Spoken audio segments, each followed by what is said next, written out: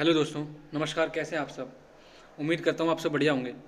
तो जैसा कि आप दोस्तों जानते हैं, अगर आपने मेरी पहले वाली वीडियो देखी हैं तो आप जानते होंगे हम आईएसओ और आईटीएफ के रिक्वायरमेंट्स को कवर कर रहे थे। आईटीएफ और आईएसओ के स्टैंडर्ड को कर रहे थे और जो भी क्वालिटी मैनेजमेंट सिस्टम की रिक्वायरमेंट हैं उनको पढ़ रहे थे हम।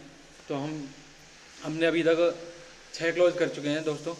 उसके बाद 7वें क्लोज के हमने 7.1, 7.2, 7.3, 7.4 ये चारों हम पिछली वीडियो में कर चुके हैं। तो दोस्तों इस वीडियो में हम क्लॉज 7.5 को डिस्कस करेंगे कि उसमें क्या क्या रिक्वायरमेंट्स हैं। तो सबसे पहले देख लेते हैं 7.5 है क्या। तो दोस्तों जैसा कि आप देख सकते हैं क्लॉज 7.5 है डॉक्यूमेंटेड इन्फॉर्मेशन। उसमें दोस्तों 3 सब क्लॉज हैं। 7.5.1 जनरल है, 7.5.2 कंट्रोल ऑफ डॉक्यूमेंटेड इन्फॉर्मेशन है एंड 7.5.3 है क्रिएटिंग एंड अपडेटिंग। ये दोस्तों 3 सब क्लॉजेज हैं जो हम आगे देखते हैं, वीडियो में पढ़ेंगे। Clause 7.5.1 General QMS shall include documented information, manuals, procedure, work instruction, SOP, formats etc. required by this standard। तो दोस्तों जो जनरल रिक्वायरमेंट है उसमें कह रहा है कि क्वालिटी मैनेजमेंट सिस्टम में क्या क्या इंक्लूड होने चाहिए वो बताया गया है कि हमारी डॉक्यूमेंटेड इन्फॉर्मेशन इंक्लूड होनी चाहिए। डॉक्यूमेंटेड इन्फॉर्मेशन में क्या क्या जाता है, हमारे जो भी मैनुअल होंगी, क्वालिटी मैनुअल होती है, प्रोसीजर होंगे कि हमें किस किस अकॉर्डिंग का काम करना है, हमें वो प्रोसीजर होंगे। वर्क इंस्ट्रक्शन, मशीनों पे लगे होते हैं वर्क इंस्ट्रक्शन, क्या आपको काम कैसे करना है, वर्क मशीन कैसे ऑपरेट करनी है, क्या क्या उसमें स्टेप्स हैं वो है। स्टैंडर्ड ऑपरेटिंग प्रोसीजर और वर्क इंस्ट्रक्शन लगभग सेम होते हैं। फॉर्मेट जो भी होंगे, फॉर एग्जांपल कंट्रोल प्लान है या फिर पीपैप में कई सारे डॉक्यूमेंट आ जाते हैं, एमएसए, एसपीसी। तो इन सब के जो फॉर्मेट हैं वो इसमें बताए गए। फॉर्मेट भी हमारे डॉक्यूमेंटेड इन्फॉर्मेशन में इंक्लूड होने चाहिए। और कई और चेकलिस्ट वगैरह के फॉर्मेट होते हैं वो भी हमारे सारे इसमें इंक्लूड होने चाहिए। उसके बाद देखते हैं दोस्तों documented information determined by the organisation to be necessary for the effectiveness of QMS. दोस्तों कह रहा है जो डॉक्यूमेंटेड इन्फॉर्मेशन होगी जो ऑर्गेनाइजेशन डिटरमाइन करेगा वो क्वालिटी मैनेजमेंट सिस्टम की इफेक्टिवनेस के लिए, उसकी एफिशिएंट और इफेक्टिव वर्किंग के लिए बहुत ज़्यादा ज़रूरी है। और ये इंश्योर करने के लिए कि इफेक्टिव प्लानिंग और इफेक्टिव ऑपरेशन और इफेक्टिव कंट्रोल है या नहीं है।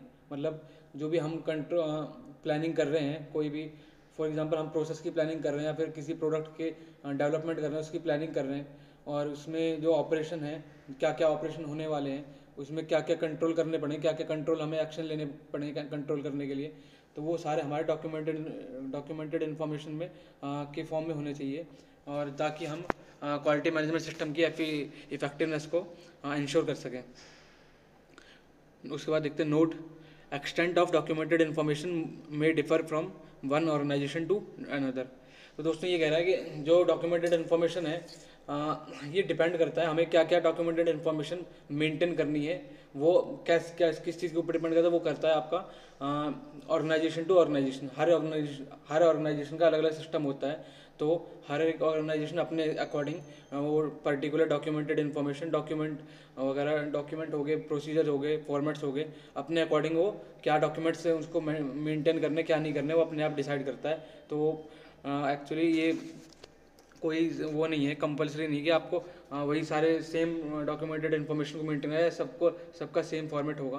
तो ये इसमें बताया गया कि आपका जो डॉक्यूमेंटेड इन्फॉर्मेशन है वो एक ऑर्गेनाइजेशन से दूसरे ऑर्गेनाइजेशन में के बिहाफ पे डिपेंड करता है कि क्या क्या हमारी कौन कौन सी ऑर्गेनाइजेशन उसको एक तरह से आप कह सकते हैं उसको फॉलो कर रही है, क्या क्या उसको अडॉप्ट कर रही है, वो सब है। तो उसके बाद देखते हैं दोस्तों एक्सटेंट ऑफ डॉक्यूमेंटेड इन्फॉर्मेशन में differ from one organisation to another due to, किस वजह से, साइज ऑफ ऑर्गेनाइजेशन की वजह से। ठीक है, जो हमारा साइज होगा उस पर भी डिपेंड करेगा कि हमारे क्या क्या डॉक्यूमेंट वो ऑर्गेनाइजेशन मेंटेन करना चाहती है, क्या क्या उसके फॉर्मेट होंगे, वो सारा ऑर्गेनाइजेशन पर डिपेंड करेगा। Complexity of process and their interaction, जो प्रोसेस होती है कोई भी, फॉर एग्जांपल मिलिंग है, ड्रिलिंग है, कोई भी प्रोसेस है, तो उसकी कॉम्प्लेक्सिटी पे भी डिपेंड करता है कि हमें क्या क्या डॉक्यूमेंटेड इन्फॉर्मेशन अपने हिसाब से क्या क्या फॉलो करने के ऑर्गेनाइजेशन को। कॉम्पिटेंस ऑफ पर्सनस, जो पर्सनस हैं, एम्प्लॉय हैं, उनकी क्या क्या कॉम्पिटेंसी है उसके ऊपर भी काफ़ी डिपेंड करता है। मीडियम, सॉफ्ट और हार्ड कॉपी, इन सब पे काफ़ी डिपेंड करता है। उसके बाद दोस्तों देखते हैं 7.5.1.1 QMS डॉक्यूमेंटेशन। ये दोस्तों IETF का क्लॉज है, जैसा कि आप देख सकते हैं ब्लू टेक्स्ट में लिखा है, इसलिए हम इसको आइडेंटिफाई कर सकते हैं कि हमारा IETF का क्लॉज है। देख लेते हैं क्या है दोस्तों। Establish and maintain quality manual can be a series of documents also that include as a minimum. तो दोस्तों कह रहा है कि हमें एक क्वालिटी मैनुअल एस्टैब्लिश करनी पड़ेगी और उसको मेंटेन करना पड़ेगा। ये शेल रिक्वायरमेंट होती है दोस्तों। शेल का मतलब है आपको करनी ही करनी है। तो वही कह रहा है कि establish and maintain quality manual. और क्वालिटी मैनुअल में क्या क्या इंक्लूड हो सकता है? Can be a series of documents. कोई भी कई सारे डॉक्यूमेंट्स हो सकते हैं क्वालिटी मैनुअल में। That include as a minimum. क्या क्या इंक्लूड हो सकता है उसमें? The scope of QMS, quality management system का स्कोप होगा इसमें including details of and justification of any exclusions. कोई जो क्वालिटी मैनेजमेंट सिस्टम का स्कोप होगा उसमें क्या क्या एक्सक्लूजन्स होंगे, क्या क्या हम एक्सक्लूड कर रहे हैं, मतलब क्या क्या हम बाहर कर रहे हैं जो हम अडॉप्ट नहीं कर रहे, वो सारी इसमें क्वालिटी मैनेजमेंट सिस्टम के स्कोप में इंक्लूड होंगी। Documented procedures established for quality management system और देयर रेफरेंस। डॉक्यूमेंटेड इन्फॉर्मेशन भी इंक्लूड होनी चाहिए हमारी क्वालिटी मैनुअल में। डॉक्यूमेंटेड प्रोसीजर्स हमारे इंक्लूड होने चाहिए। जो भी प्रोसीजर्स हम फॉलो कर रहे हैं वो सारे हमारे डॉक्यूमेंटेड होने चाहिए। अगर हम क्वालिटी मैनुअल एस्टैब्लिश कर रहे हैं उसको मेंटेन करने के लिए हमें डॉक्यूमेंटेड प्रोसीजर हमारे इंक्लूड होने चाहिए। A description of the interaction between the processes of QMS including outsourced processes। तो दोस्तों जो भी हम बाहर से करवाते हैं कोई प्रोसेस या फिर बाहर से कोई सर्विस ले रहे हैं या प्रोडक्ट ले रहे हैं, तो वो भी हमारी उसकी डिस्क्रिप्शन सारी हमारी इंटरेक्शन क्या क्या हो रही हैं वो सारी हमारे इसमें इंक्लूड होनी चाहिए। क्वालिटी मैनेजमेंट सिस्टम की जो मैनुअल होगी क्वालिटी मैनुअल, उसमें a document indicating where QMS including customer specific requirements. तो दोस्तों ये कह रहा है जो कस्टमर की स्पेसिफिक रिक्वायरमेंट होंगी और उससे रिलेटेड जो भी हमारी डॉक्यूमेंट होंगी वो भी सारी हमारी इंक्लूड होनी चाहिए क्वालिटी मैनुअल में। उसके बाद दोस्तों क्लॉज आ जाता है क्लॉज 7.5.2 क्रिएटिंग एंड अपडेटिंग। इसमें देख लेते हैं दोस्तों क्या है। While creating and updating ensure following age appropriate. जब हम कोई डॉक्यूमेंटेड इन्फॉर्मेशन को क्रिएट करेंगे, कोई रिपोर्ट होगी या रिकॉर्ड हो गया फॉर एग्जांपल, या फिर प्रोसीजर्स हो गए, क्वालिटी मैनुअल होगी, SOP हो गया, स्टैंडर्ड ऑपरेटिंग प्रोसीजर्स हो गए, या फिर वर्क इंस्ट्रक्शन होगी, तो उसको जब हम बनाएंगे और अपडेट करेंगे तो हमें क्या क्या इंश्योर करना पड़ेगा वो लिखा है इसमें, वो रिक्वायरमेंट लिखी है। While creating and updating ensure following age appropriate. Identification and description. उससे जो भी हमारी मैनुअल होगी या फिर जो भी हम फॉर्मेट यूज़ कर रहे हैं, फॉर एग्जांपल कंट्रोल प्लान है, MSC है, SPC है, कोई भी हमारे फॉर्मेट हैं, उसमें प्रॉपर आइडेंटिफिकेशन होनी चाहिए, डिस्क्रिप्शन होनी चाहिए। उसमें एग्जांपल देख लेते हैं, टाइटल होना चाहिए। जो भी हमारी मान लो कंट्रोल प्लान की फ़ाइल है या फिर किसी प्रोसीजर्स की फ़ाइल है, स्टैंडर्ड ऑपरेटिंग प्रोसीजर्स की फ़ाइल है, उसमें टाइटल होना चाहिए, उसमें डेट भी होनी चाहिए, उसमें ऑथर होना चाहिए, रेफरेंस नंबर होना चाहिए, ये सारा हमारा उसमें इंक्लूड होना चाहिए। फॉर्मेट में एग्जांपल होगा आपका लैंग्वेज, सॉफ्टवेयर, ग्राफिक्स एटसेट्रा। ये सारे हमारे इंश्योर करने पड़ेंगे, ये सारी चीज़ हमारी उसमें इंक्लूड हैं या नहीं है, रिव्यू करना पड़ेगा हमें और अप्रूवल करना पड़ेगा किसी चीज़ की सूटेबिलिटी के लिए। तो ये सारे हमारी क्रिएटिंग एंड अपडेटिंग 7.5.2 में रिक्वायरमेंट्स हैं। उसके बाद दोस्तों आ जाता है clause 7.5.3 control of documented information. इसमें दोस्तों और सब क्लॉजेज हैं, जैसे 7.5.3.1 है control of documented information general, ये जनरल रिक्वायरमेंट है। तो दोस्तों ये 7.5.3 जो है कंट्रोल ऑफ डॉक्यूमेंटेड इन्फॉर्मेशन, इसमें दो सब क्लॉज हैं, 7.5.3.1 और जो है कंट्रोल डॉक्यूमेंटेड इन्फॉर्मेशन। इसमें देखते हैं दोस्तों क्या होता है। These are available for ensure that. हमें देखना है जो कंट्रोल करने के लिए डॉक्यूमेंटेड इन्फॉर्मेशन को हमें इंश्योर करना है कि these are available for use where and when needed. मतलब जब हमें ज़रूरत पड़े और जहाँ भी ज़रूरत पड़े वो हमारे पास अवेलेबल होने चाहिए। इस तरह हम कंट्रोल कर सकते हैं डॉक्यूमेंटेड इन्फॉर्मेशन को, ठीक है। और उसके बाद जो है it is adequately protected, example from loss of confidentiality, improper use और लॉस। मतलब जो भी हमारे डॉक्यूमेंटेड इन्फॉर्मेशन होगी वो अच्छी तरह प्रोटेक्टेड है, कि हमारी जो कहीं से लीक ना हो, जो भी हमारी इन्फॉर्मेशन है कहीं बाहर लीक ना हो। तो हमें इस तरह से उसको कॉन्फिडेंशियल रखना है, उसकी कॉन्फिडेंशियलिटी को मेंटेन रखना है, ताकि उसका इम्प्रॉपर यूज़ ना हो सके और वो गायब ना हो सके। हमें ये भी देखना है कि वो चीज़ कहीं डिलीट ना हो जाए या फिर हमारे पास इरेडिकेट ना हो जाए, तो वो सब हमें इंश्योर करना है। उसके बाद दोस्तों देखते हैं 7.5.3.2 address the following for control of documented information. हमें ये सब एड्रेस करना पड़ेगा, हमें ये सब इन सब चीज़ों का ध्यान रखना पड़ेगा डॉक्यूमेंटेड इन्फॉर्मेशन को कंट्रोल करने के लिए। Distribution, access, retrieval and use, हमें ये सब सोच समझ के देखना है, सारा कुछ एड्रेस करना पड़ेगा। इन सारी चीज़ों को हमें ध्यान रखना पड़ेगा कि हम किसको डिस्ट्रीब्यूट कर रहे हैं, कौन कौन उसको एक्सेस कर सकता है, कौन कौन उस डाटा को, डॉक्यूमेंटेड इन्फॉर्मेशन को रिट्रीव कर सकता है, कौन कौन मतलब रिट्रीव मतलब प्राप्त कर सकता है एक तरह से, और कौन कौन उसको यूज़ कर सकता है। उसके बाद स्टोरेज हमें देखनी है, उसकी प्रेजर्वेशन भी का भी ध्यान रखना है। उसकी लेजिबिलिटी मतलब वो जो लेजिबिलिटी होता है दोस्तों, कि वो हमारी हम जिस भाषा में को समझ सकते हैं उस भाषा में है या नहीं है, और हर कोई समझ सके। फॉर एग्जांपल हम वर्क इंस्ट्रक्शन बना के दे रहे हैं प्लांट के लिए, किसी भी मशीन के लिए, तो वो डॉक्यूमेंट जो वर्क इंस्ट्रक्शन होगी वो बंदों को समझ आनी चाहिए, जो मशीन को ऑपरेट कर रहा है उसको समझ आनी चाहिए, उसको वो भाषा समझ आनी चाहिए। अगर उसको हिंदी समझ आती है, उसको इंग्लिश समझ आती है, तो ज़रूरी ना आप कहीं ऐसा कर दो कि इंग्लिश में सारी वर्क इंस्ट्रक्शन को छाप प्रिंट कर दो, और उसके बाद पता चल रहा है कि वर्कर को वो समझ ही नहीं आ रही कि वो लिखा क्या है। तो वो सारी हमारी उसकी लेजिबिलिटी को हमें मेंटेन करना है। कंट्रोल ऑफ चेंजेस, ये भी हमें मेंटेन करना है।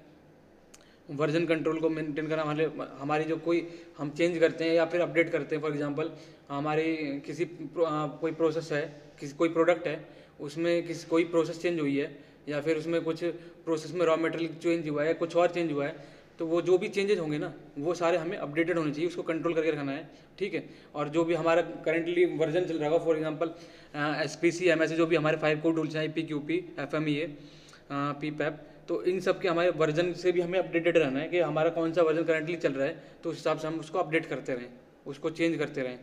रिटेंशन एंड डिस्पोजिशन, मतलब हमें कहाँ कहाँ कौन कौन सी फाइलें, हमें ये भी ध्यान रखना है कि कौन कौन सी फाइलें हमें रखनी है और कौन कौन सी हमें डिस्पोज करनी है, मतलब हमें फेंकनी है, फाड़ के फेंक देनी है, तो वो भी हमें ध्यान देना है।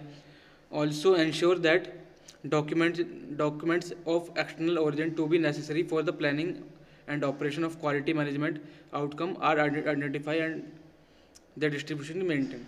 तो दोस्तों हमें ये भी देखना है, जो भी हमारी डॉक्यूमेंट्स होंगी एक्सटर्नल ओरिजिन की, वो जो भी नेसेसरी डॉक्यूमेंट होंगी प्लानिंग के लिए और ऑपरेशन के लिए, उसको हमें उसका जो अभी आउटकम होगा उसको हमें इंश्योर करना है कि वो प्रोटेक्टेड है या नहीं है, उसकी डिस्ट्रीब्यूशन हम किसको कर रहे हैं और कौन कौन उसको देख सकता है, कौन कौन उसको रिट्रीव कर सकता है, प्राप्त कर सकता है, ये सब चीज़ों का हमें ध्यान देना है।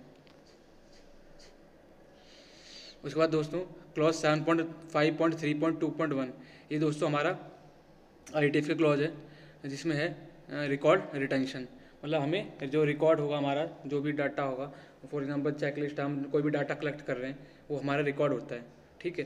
तो वो हमारा जो रिकॉर्ड रिटेंशन के बारे में हमें इसमें बताया गया है। Define document and implement A record retention policy, हमें एक रिकॉर्ड रिटेंशन, हमें रिकॉर्ड को संभाल के रखने के लिए, ताकि हम किसी कोई ऑडिटर आता है या कोई फॉर एग्जांपल सर्टिफिकेशन बॉडी आती है चेक करने के लिए, हम उसको अवेलेबल करा सकें, तो हमें उसके लिए डिफ़ाइन करना है, उसको डॉक्यूमेंट करना है और इम्प्लीमेंट भी करना है रिकॉर्ड रिटेंशन पॉलिसी को।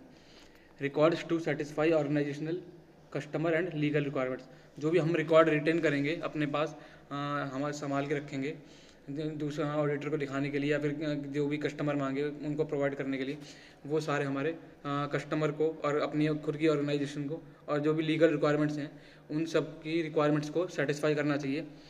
Following records B retained for active life, ये फॉलोइंग डॉक्यूमेंट्स होंगे दोस्तों जो कि हमारी एक्टिव लाइफ के लिए हमारे रिटर्न करने चाहिए हमें, that is in production plus service, मतलब प्रोडक्शन और सर्विस फेज में दोनों में, प्लस 1 कैलेंडर ईयर और as defined by the customer और लीगल रिक्वायरमेंट्स। तो दोस्तों एक बार पूरा अच्छे से देख लेते हैं। Following records to be retained for active life +1 calendar year और एज डिफाइंड बाई कस्टमर और लीगल रिक्वायरमेंट्स। तो दोस्तों इसमें बताया गया कि आपको कब तक वो डॉक्यूमेंट्स रिटेन करनी है। तो वो बताया गया हमारा एक कैलेंडर ईयर 1 साल के लिए मिनिमम हमें वो रिटेन करनी है, और या फिर आपका जो कस्टमर है वो आपको जैसे बताएगा उस हिसाब से आपको रिटर्न करनी पड़ेगी डॉक्यूमेंट्स, या फिर कोई आपकी लीगल रिक्वायरमेंट्स है वो आपको बताएंगे कि आपको किस हिसाब से डॉक्यूमेंट्स रिटर्न करनी, कितने साल के लिए रिटर्न करनी है, वो सारे आपका कस्टमर और जो भी सर्टिफिकेशन और लीगल बॉडी होगी वो बताएगी। अब तो दोस्तों देख लेते हैं कौन कौन से रिकॉर्ड है। फॉलोइंग रिकॉर्ड्स जो हैं PPAP रिकॉर्ड्स हैं, टूलिंग के रिकॉर्ड्स हैं, product and process design records हैं, परचेज ऑर्डर होगा जो भी उसको भी, और कॉन्ट्रैक्ट्स एंड अमेंडमेंट्स, ये सारे रिकॉर्ड हमें रिटर्न करने हैं हमारे पास मिनिमम 1 साल के लिए तो करना ही है। PPAP रिकॉर्ड्स में include approved product, applicable test equipment records and approved test data. तो दोस्तों PPAP रिकॉर्ड्स में ये सारी चीज़ें इंक्लूड होंगी। अप्रूव्ड प्रोडक्ट जो भी होगा वो इंक्लूड होगा, एप्लीकेबल जो भी हमारे टेस्ट एप्लीकेबल होंगे उस पर वो भी इंक्लूड होंगे, और इक्विपमेंट्स जो भी होंगे वो भी सारे हमारे उसका जो रिकॉर्ड होगा वो सारा हमारा मेंटेन करके रखना है, वो सारा PPAP के रिकॉर्ड में इंक्लूड होगा। क्लॉज 7.5.3.2.2 इंजीनियरिंग स्पेसिफिकेशन, ये दोस्तों ये भी ITF का क्लॉज है, sub clause. Establish a documented process to assure timely review, distribution and implementation as per customer schedule.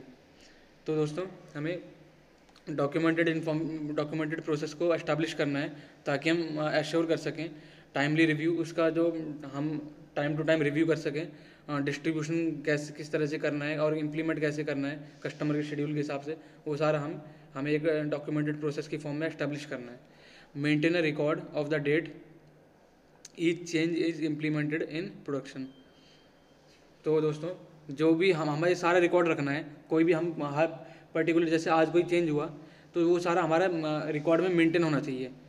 तो हमारा पर डे या फिर कभी भी हमारा कोई चेंज हो जाता है किसी भी प्रोडक्ट में या प्रोसेस में, तो वो सारा हमारा रिकॉर्ड हमारा मेंटेन रखना है हमें। Implementation to include updated documents, जो इम्प्लीमेंट हम करेंगे डॉक्यूमेंटेड प्रोसेस को वो अपडेटेड डॉक्यूमेंट उसमें इंक्लूड होनी चाहिए। Review to be completed within 10 days from receipt of notification.